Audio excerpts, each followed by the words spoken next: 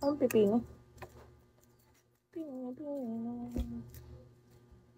Pinapad pa kasi sa akin yung paminta. Hi, Kay. Musta na, Ambo? Okay na siya. Magulo na ulit. Nasa bayan siya. Sinama siya ni Mama. At gagawa ng kwarto si Karen. Masikip kasi sa kwarto ko. Andun siya. Ang ingay-ingay niya pa. Nakakainis. Ang ingay-ingay. Bigla na lang sumisigaw na gano'n. Tapos magigising ka. Ang ingay niya. Ang ingay. Tapos minsan uuwi ng madaling araw. Magigising ako.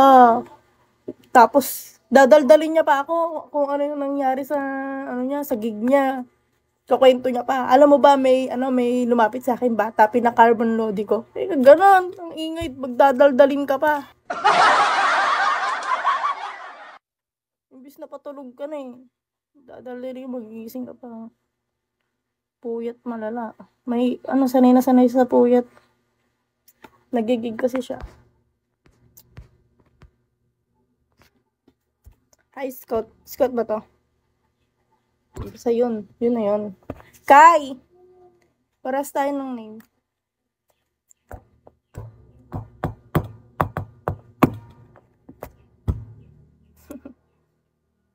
Commute lang sila pag may... Oo.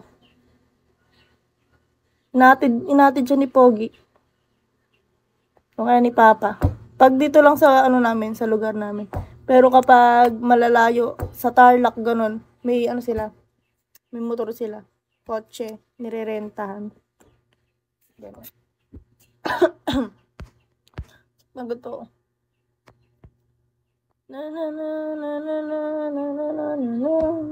Tut. Naiinip ako. Hoy!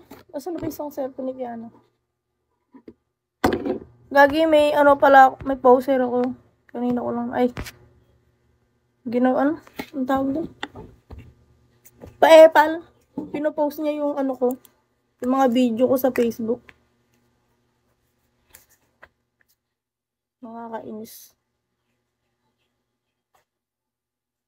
Sa sa FB.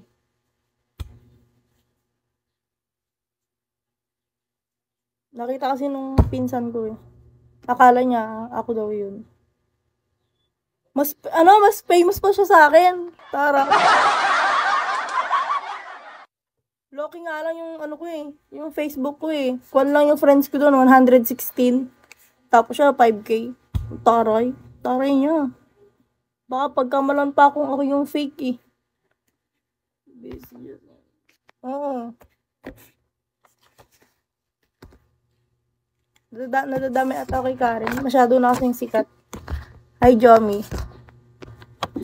Tapos nung kailan ba yun? Gumala kami ng mga kaibigan ko noon eh.